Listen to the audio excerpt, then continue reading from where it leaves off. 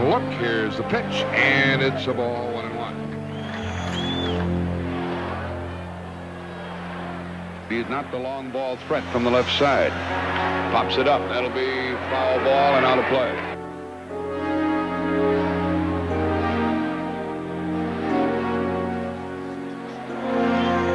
Here's the pitch. Swing and a pop foul, strike 2. And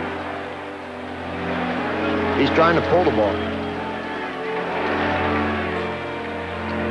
First baseman and the third baseman guard the lines. Took a ball just outside. Here's the pitch. Smith corks one into right down the line. It may go. Go crazy, folks. Go crazy. It's a home run, and the Cardinals have won the game by the score of 3-2. And a home run by the Wizard. Go crazy.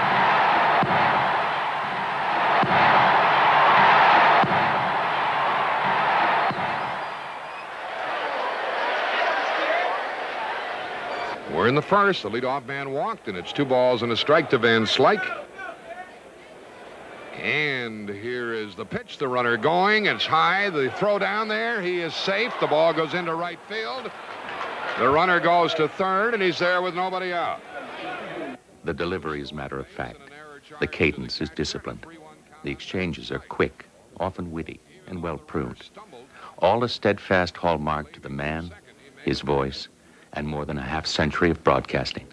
The throw from Pena was in on the runner, and Ozzie couldn't get it. His fans call him Jack. He calls himself Buck. Whether you like or dislike sports, John Francis Buck is extraordinary. For this broadcaster is much more than just the voice of the Cardinals. Behind the mic is a man of deep compassion and genuine interest in other people. And he just happens to be one of the best play-by-play announcers ever. The pitch. Swing and a ground ball to first. The throw is to home in the dirt. Safe. Safe at the plate, and the Cardinals lead. How can people get so excited about a little thing like a baseball game? The pitch to Van Slyke. Swing and a hit up the middle. And the run might score. They bring him home. McGee throws home, and he is out, I think. Out at the plate. Out at the plate on a throw by McGee. But I don't think I'm sensational. The right-hander delivers to Carter, and a swing and a fly ball to short right field. And Slyke is there, and that's a winner! A winner! The Cardinals are 2 games out in front with 3 to play. What a game! What a game! I don't get goosebumps when I hear myself. He may not get goosebumps, but if you're a St. Louis Cardinal baseball fan, you know about Jack Buck and goosebumps. It's difficult to listen to him and not be part of the emotional high he creates as he calls each game. First pitch. Up high, ball 1. Like the ups and downs of the game itself, he can pull you up quickly and let you down gently. He's been called a genius of play-by-play. Swing and a line drive into right is a hit. Clark goes the other way and gets a hit. Now in his 4th decade of announcing for the Cardinals, he has called the pitches, the double plays, the home runs, the unbelievable, and the routine in more than 5,000 baseball games. Leary kicks and fires, and a bouncer up the middle to the second baseman. Sachs throws, close, out at first base. That was really close. At the core of what makes him tick is an avid baseball fan who, like a little kid, cannot wait to get to the park. A swing and a foul. Look out, folks. Into the seats it goes. 2-2. I feel the same excitement as a fan. Man, what time? Yeah, it's only 3 o'clock, my guy. We got another 4 hours. I wonder what the players are doing. I wonder how Danny Cox feels. He's pitching tonight. I'll talk to Whitey. I'll see what he has to say about it. I'll talk to the other manager. Check some of the attitudes. Play ball. Let's get it on. And you see the people down here at this ballpark with a fervent approach that I don't think I've ever seen before. It means so much to them. Well, if it means a lot to them, it means a lot to me. Good evening, everyone, from Busch Stadium. He's been saying good evening from Busch Stadium since 1954. That's when the Cardinals hired him to team with Harry Carey. A year later, a former ballplayer, Joe Garagiola, was added to the Cardinal broadcasts. He would outlast both Carey and Garagiola. In reality, he's outlasted just about everyone, from broadcasters to players and managers to front office personnel. Around here, he's virtually an institution. Leadoff man is on, and here is a pitch low. Our business is not very objective. It's more subjective.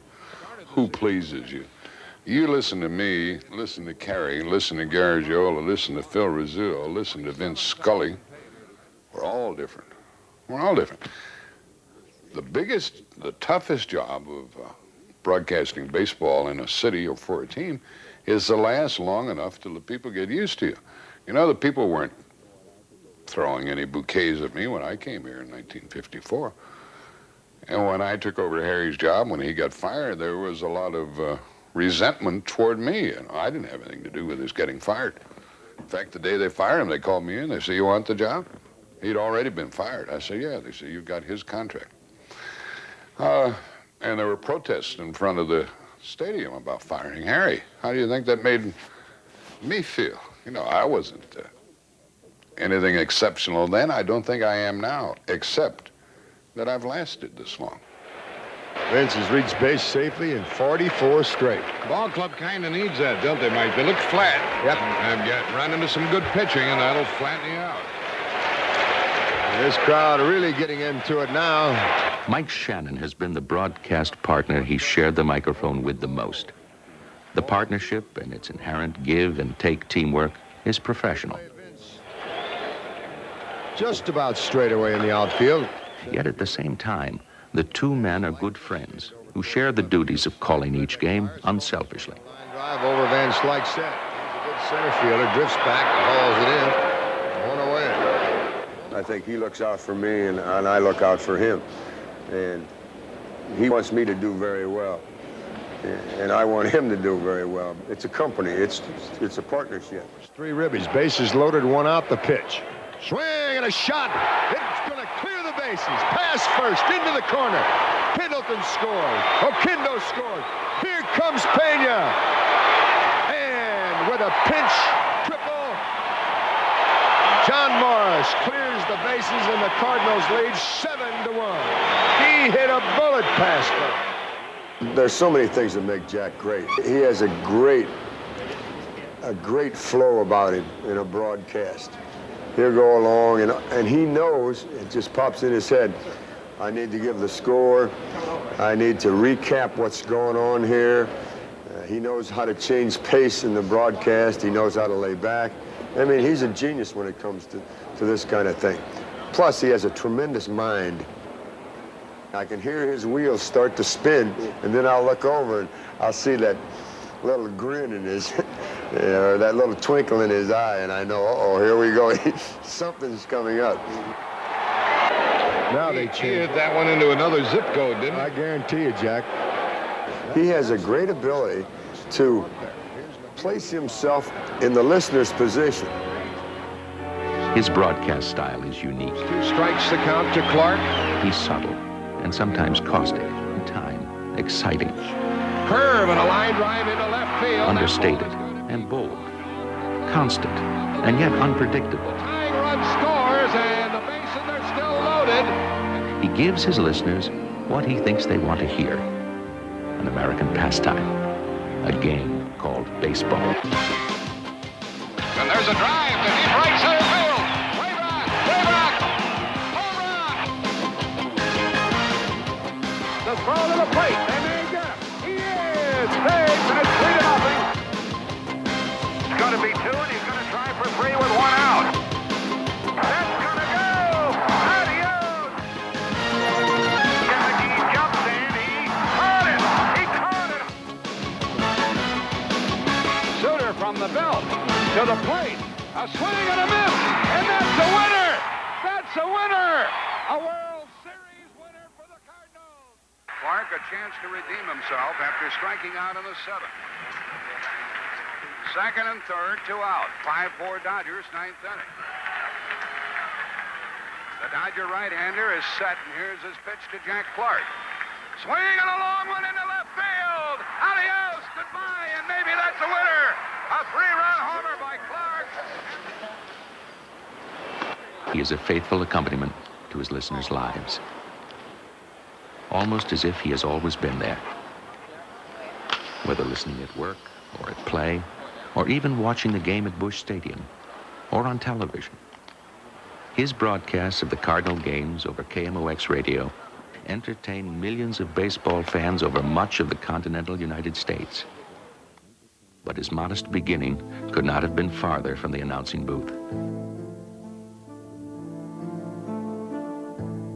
A self-assured New Englander, as unaffected as a Midwestern cornfield, Jack was born in the town of Holyoke, Massachusetts, and grew up during the Depression.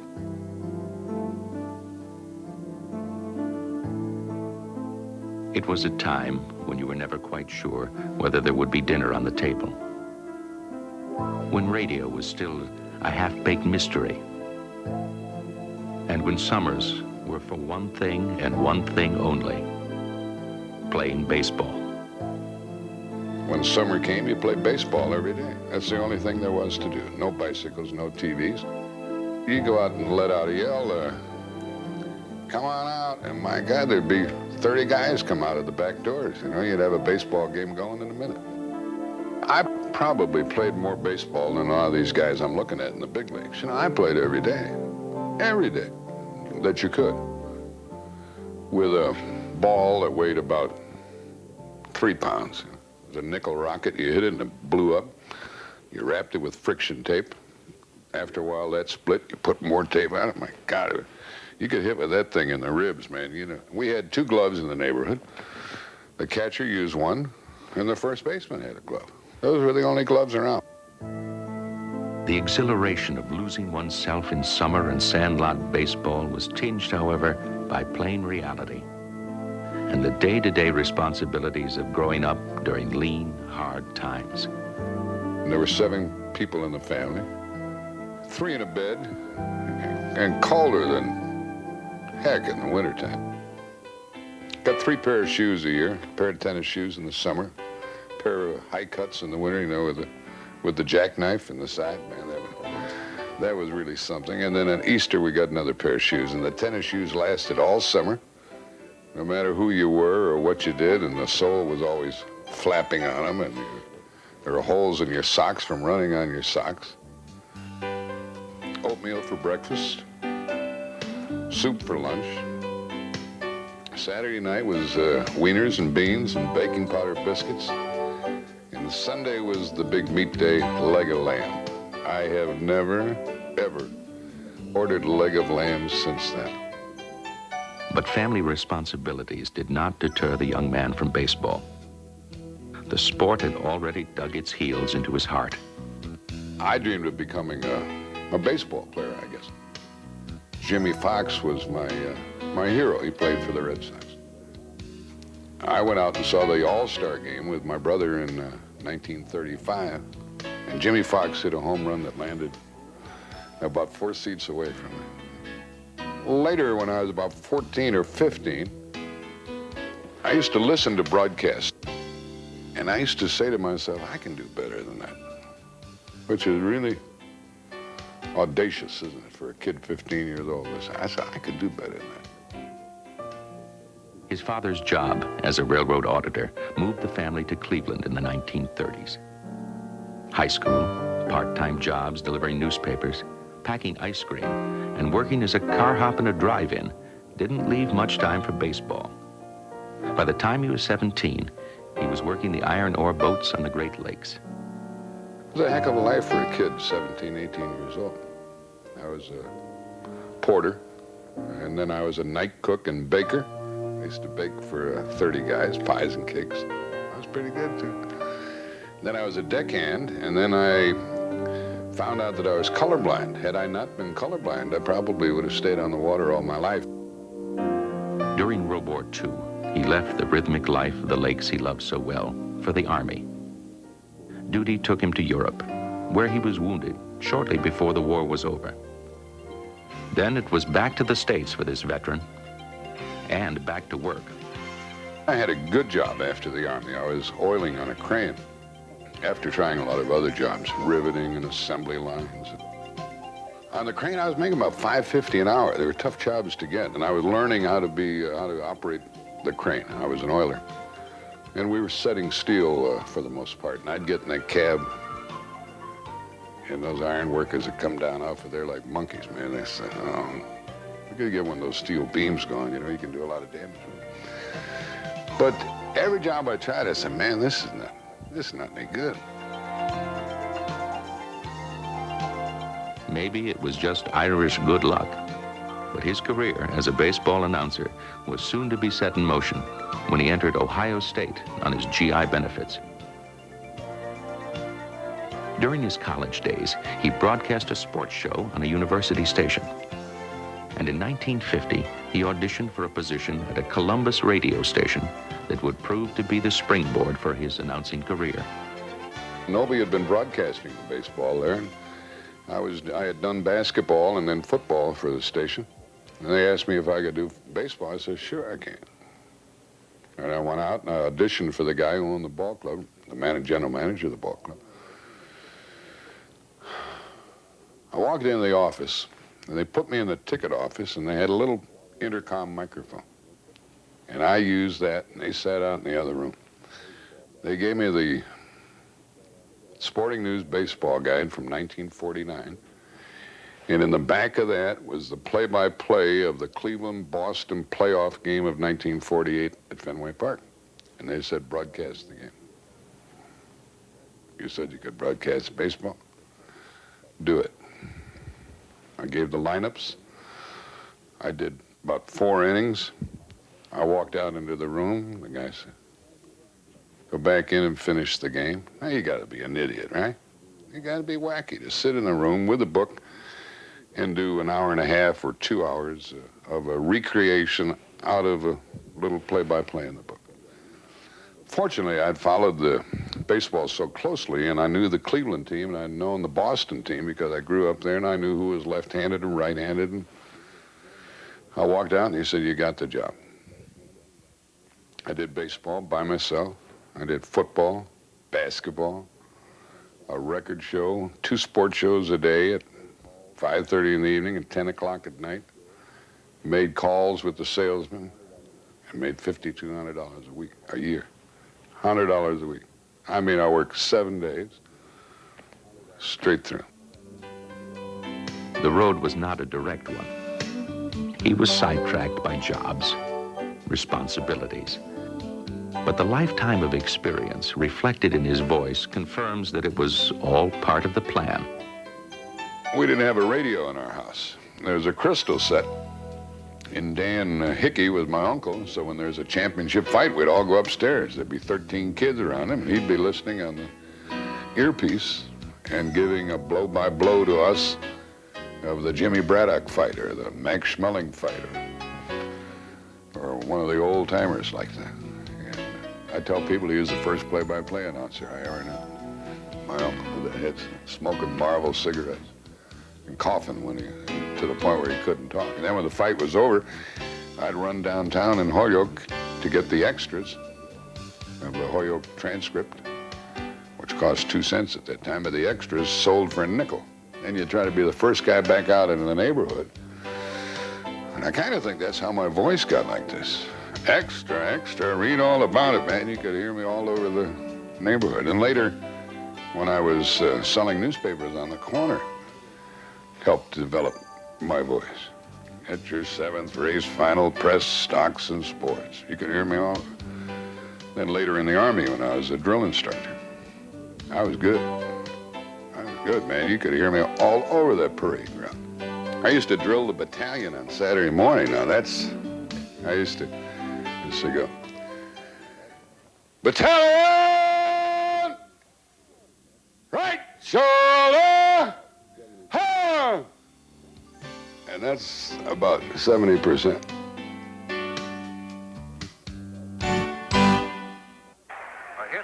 For St. Louis and put them up 2 games to none. Garber trying to send it into extra innings. And the pitch to Oberkfell. Swing! swing and a shot to right center field. Butler's on the move. He cannot get it, and the winning run scores. His fans know him best as the voice of the St. Louis Cardinals, the ever-faithful play-by-play announcer with whom they share both the wins and the losses, the big hits and the errors, the joys and the frustrations. Baseball's newest member of the Hall of Fame, Jack Buck. But when he's not in the broadcast booth, you can often find him in front of a banquet audience, livening up the atmosphere with his glib, easy talk. It has all contributed to his reputation as a most sought-after Toastmaster. And in the well-chosen words of Mike Shannon, you have to believe it to see it.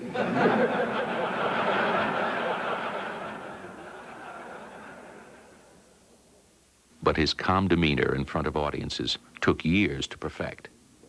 When I first got in this business and had to start speaking in public,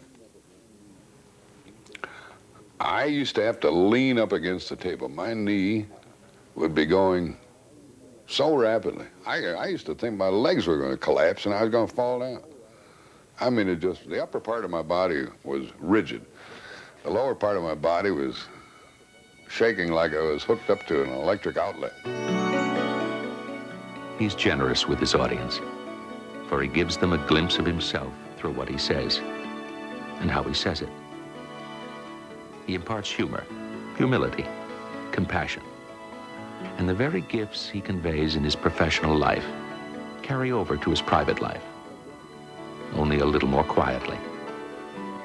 Well, Jack probably is about as compassionate a person you'll ever run across. He doesn't flaunt it. He almost tries to hide it. But I think because he's from the grassroots. And he's been on top, he's been on bottom. He has a great capacity for giving. He goes out of his way, he kind of relishes those select moments where he can give him himself. He knows what it feels like to be pushed back in the corner. He's been at every level of this business. He's been riding high, and the next thing he walked in and the guy said, "Hey, Jack, we don't want you anymore. You're fired." And you're flat on your back and out of a job. And I'm talking about a guy that had 3 or 4 kids and the house payments and car payments and zero. Much of his time is devoted to such charitable organizations as Cystic Fibrosis, the Epilepsy Foundation, the Heart Association, and the St. Louis Police Department, for which he works hard at making the plight of those less fortunate than he a little easier. And it's the smaller, less visible things, like the hospital visits, the encouraging words, just being there when someone needs a gentle hand. That's the ultimate expression of his generosity and compassion. You know, in this business of baseball and as broadcasters, we're so fortunate to be able to help people. A little kid that's never seen a game, or get him an autographed ball, or take him into the dugout. Or like Jack's good friend Mike Fry to come out to the ball game. Jack really enjoys that. Being good friends with Mike Fry. He's a fellow who 17 years ago got shot in the neck in Vietnam, has been paralyzed from the neck down for 17 years. I used to see him in the hospital. I visited him in his home, now that he's out on his own. It was in the 1970s that he met Mike Fry during one of his many visits to the Veterans Hospital in St. Louis. He would come, once a year with other celebrities. Got talking more to him, and I got to know him pretty well. This fellow veteran struck an emotional chord deep within him. And since then, their friendship has grown. And I really, look forward to seeing him. Especially when he just happened to walk on. Can walk into my room, without me expecting, him or anyone else. There's only been a few that have come back. Jack has been to the hospital, I think, just about every year on a certain day. Of course, if he can't make it, his wife Carol shows up. I didn't do that so I could talk about it when I'm being interviewed. I did it because it's fun to do. I would rather do something like that than to broadcast a baseball game. So there's a difference between Buck the person and Buck the broadcaster. Because I realize then that he cares. You know, he himself being a veteran, he was wounded in World War II. Consider him a real good friend. But, you know, he like I said, you know, he just doesn't forget. There are others whose lives have been touched by this man. He tries to bring happiness to people in any way that he can. The all-timer, though, was when the kid came in the booth that was dying of cystic fibrosis. And, you know, Jack was the chairman of the cystic fibrosis, and this kid's only got another month to live, or 6 weeks, who knows, but maybe 2 days. And he's sitting up there with his mother and father, and a foul tip comes back here. Not very many foul balls come into our booth. And this thing was going to go over in the next booth. It hit the guide wire, bounced into our booth, bounced up and hit the ceiling, came down, and rolled right in front of this kid. And the kid picked up the ball like that.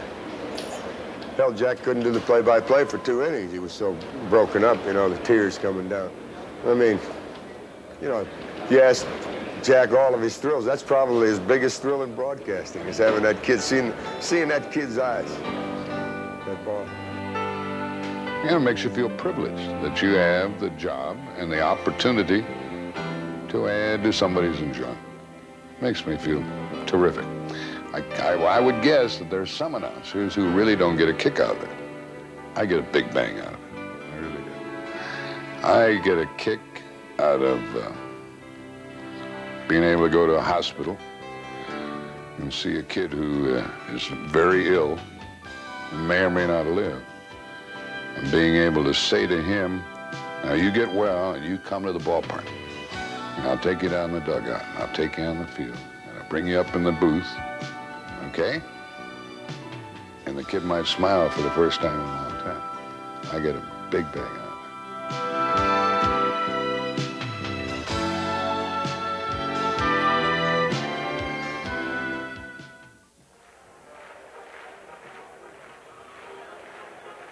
Hooting and hollering, and here's the pitch to Whitfield. Swinging a line drive into left, and Coleman races to it. Back at the wall. It's going to be over his head, off the wall.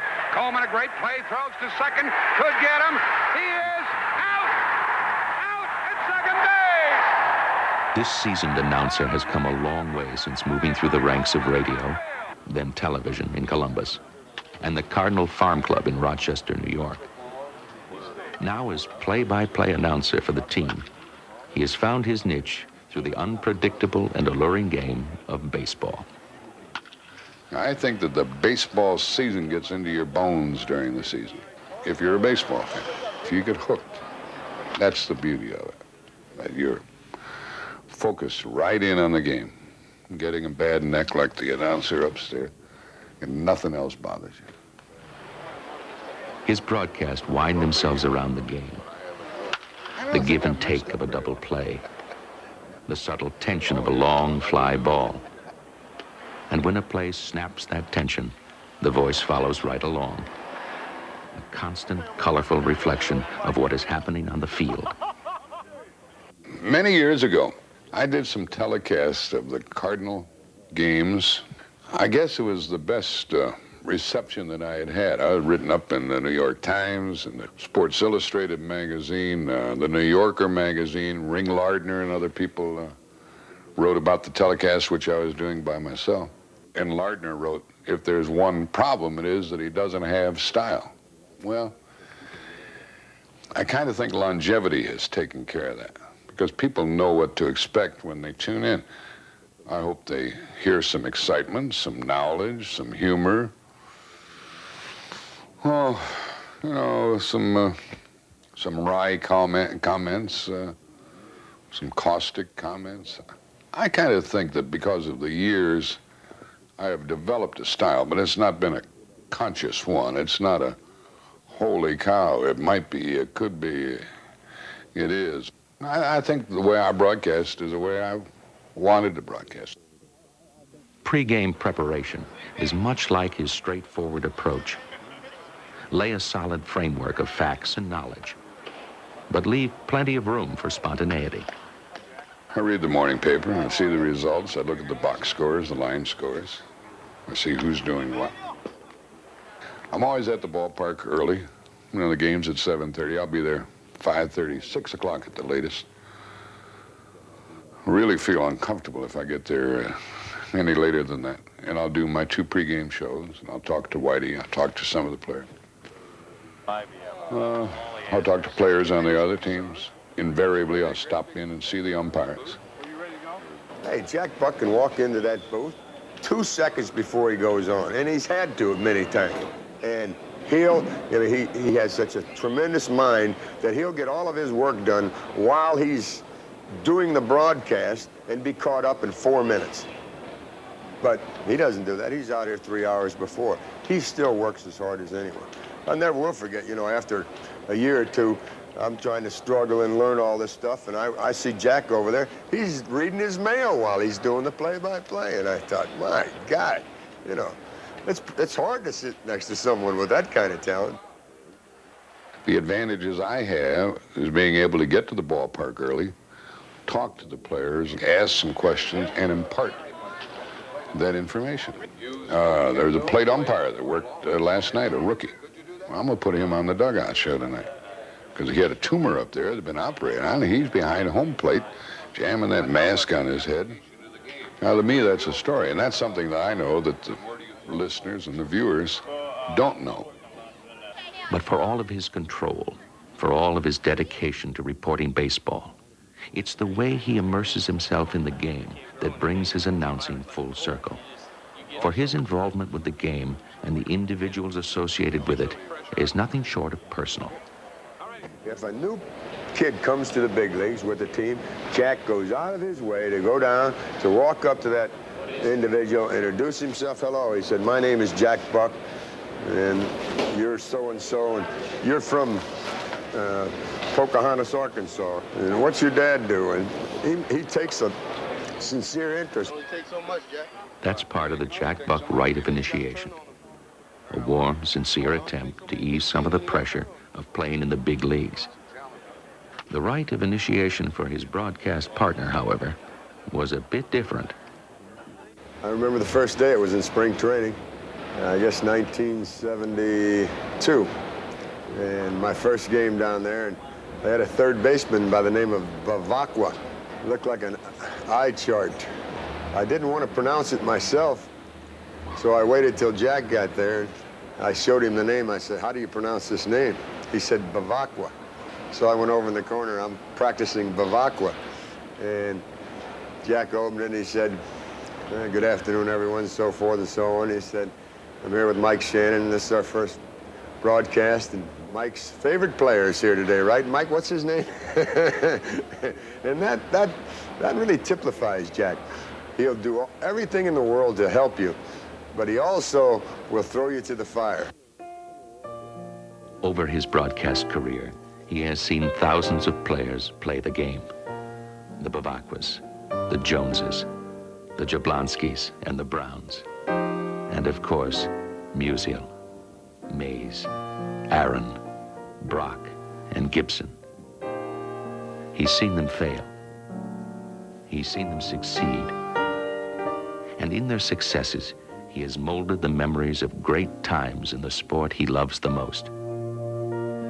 When I first joined Harry Carey in 1954, one Sunday in May, Musial hit 5 home runs. I thought, what the heck, man? This go on every Sunday here in the big league?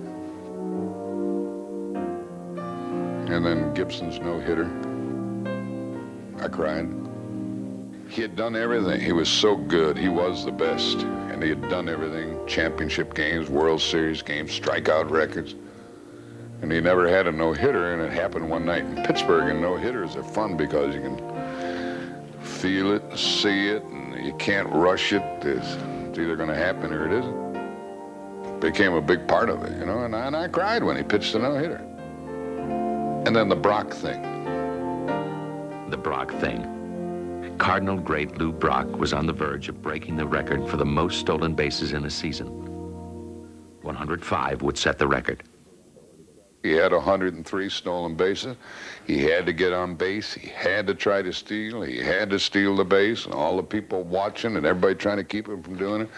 He got 104. He got 105.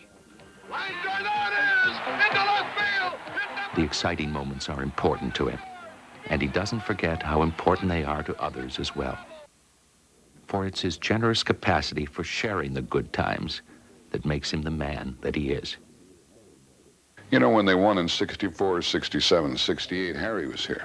That was his baby. And Harry didn't enjoy it if I was on the microphone when something big happened in a big game. But later when he was gone and we won in 82, and then in 85, those were not mine, but ours. I've always made it a point to let the guy I'm working with broadcast the last inning of a meaningful game or do the last outs of a no-hitter or something. Because Harry never let me do it, which was all right. He had to do it. I don't have that same sort of temperament. And so, the Brock thing. There was a moment in the booth the fans never knew about. His broadcast partner was behind the mic for the record stolen base. I was doing the play-by-play when Brock was about to break the record. And I said, okay, I want you to come in. He said, no, you're doing it. And I said, no, I refuse to do it. I said, big boy, I'll see you later. And I walked away. Jack's been here since day one with Lou Brock. He saw him steal every base he ever stole. And, you know, that's, to me, that should be Jack's honor. Brock takes the lead. Ruthven checks him. He is going. The pitch is a strike. The throw, he is there. He did it. 105 for Lou Brock.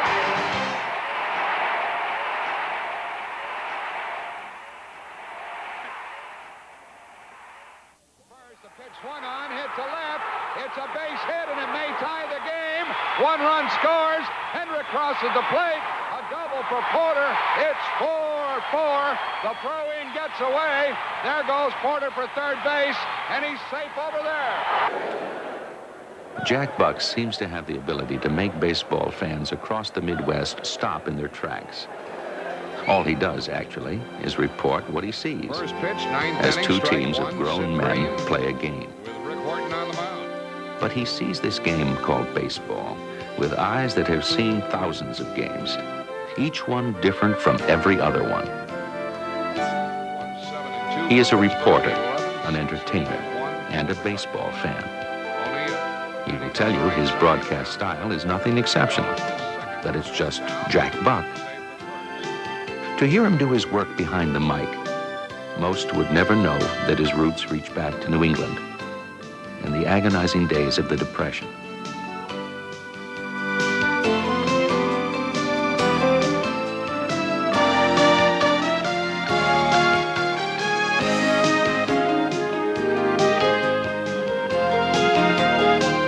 There is a great deal of glamour in what he does. There is a mystique about those who have his skills.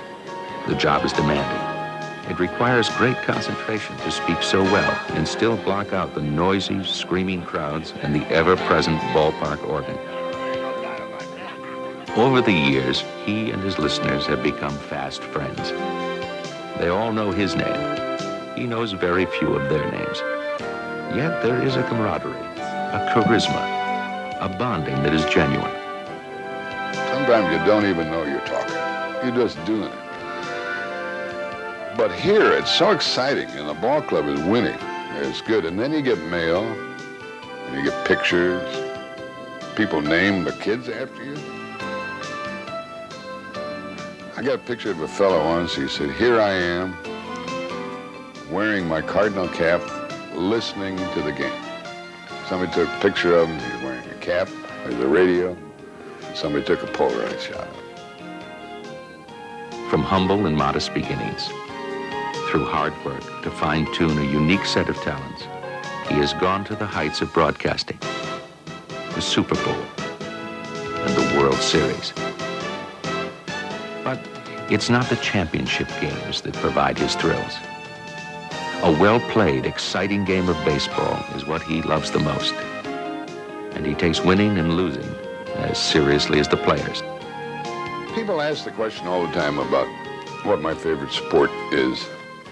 And the answer is winning baseball. You know, I've had the pleasure of doing Super Bowl games on television and radio. Championship games, playoff games. But winning baseball is the answer to that. The hardest thing for Jack is to watch the baseball team lose. I mean, he lives and dies with this baseball team, and I mean, he gets to be a damn wreck when they're going bad.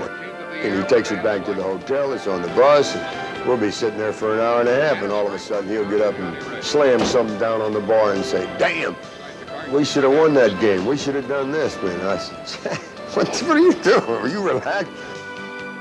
I love baseball, and I know a lot about it. That doesn't sound bad, does it? And I've been doing it for 37 years. I know an awful lot about the game. When I do football, it's almost just like an assignment, an enjoyable assignment, you know, broadcast a Super Bowl game. But my emotions don't rise and fall as they do with baseball. Then he sees a guy make a mistake and not apply himself, and it irritates him to no end that a person would have that kind of ability and not apply themselves. You know, that's the kind of person Jack is. He wants to grab and extract every piece that he can out of his ability, and he thinks that everyone else should do that. And when he sees someone not doing that, it really irritates him. More than 5,000 baseball games. Millions of individual calls, strikes, balls, hits, outs, home runs, and errors. In all of those moments, he says he doesn't really have a favorite one, but his fans do. The League Championship Series against the Dodgers in 1985. A game-winning home run by Ozzie Smith, and a phrase Cardinal fans still talk about. Go crazy, folks. Go crazy. I try to think back after that, and I kind of think, to be honest about it, I kind of think that I might have had that phrase cross my mind maybe a while back, you know, a month or so before. Open day in the American League playoffs. They'll play in Toronto. When he hit it, and I said that, I indicated to the engineer to turn the crowd up, and I stood up and I looked over at Colin Jarrett, the engineer, and I said, "Why did I say that?" And I really thought it was awkward and wrong, and it turned out to be right. For more than a half-century, his broadcasting instincts have been right most of the time. The best announcers have a way of doing that. Second and didn't score. Smith corks one into right down the line. It may go. Go crazy, folks. Go crazy. It's a home run, and the Cardinals have won the game by the score of 3-2 on a home run by the Wizard. Go crazy.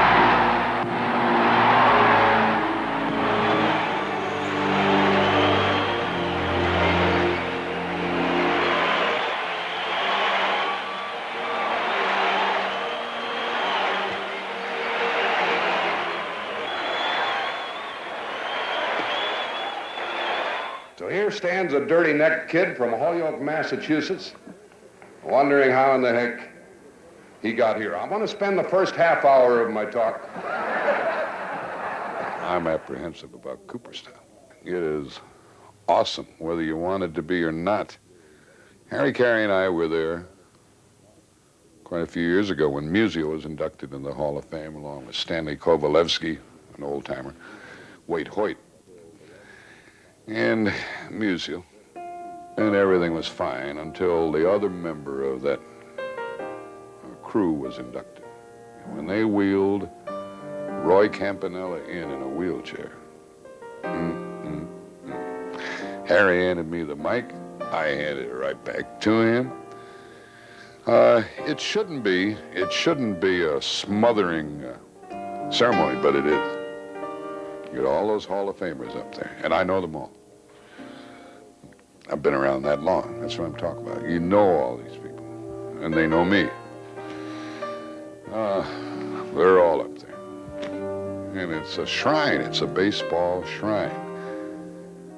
And believe me, I know that it belongs to the players. It doesn't belong to the announcers or the writers. We're fortunate to be tagging along on their shirt test.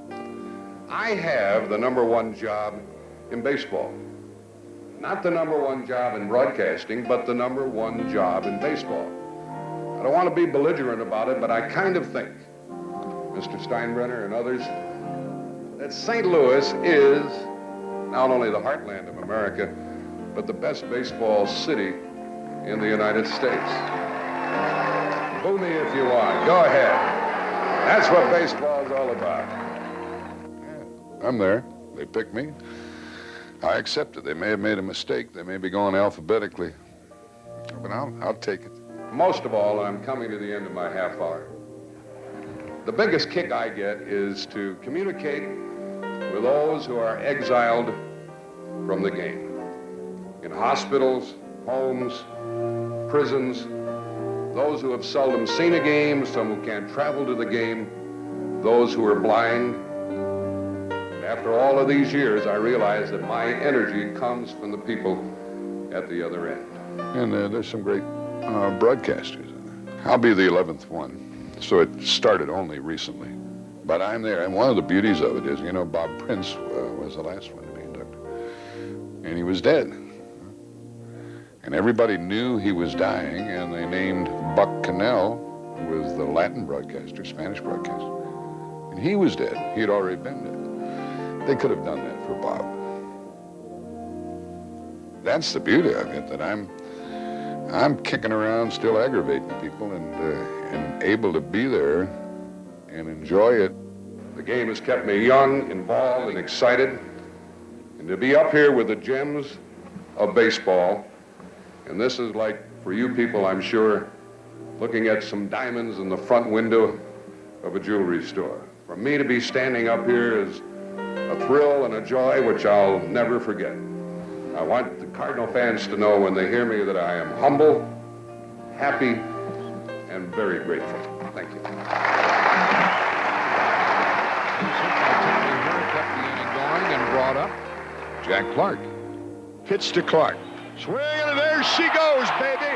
Take a ride on that thing, and it'll take you a week to come back. It goes over the Stadium Club. Over the Stadium Club, a 3-run homer, and it is now 11-1. That's the way it ended as Rick Horton got the save. Dowley picked up the victory. The Cardinals are now 39-22. On this homestand, the Cards are 4-1. They're even against Pittsburgh. 3 wins, 3 losses this year, and the lead over the Cubs is 6 games. Bob Forsch against Rick Russell tomorrow night. 7:20 is dugout time for the 7:35 game. And 11-1 was the final. Good night from the ballpark. One Sunday in May, Musial hit 5 home runs. I thought, what the heck, man? This go on every Sunday here in the big league?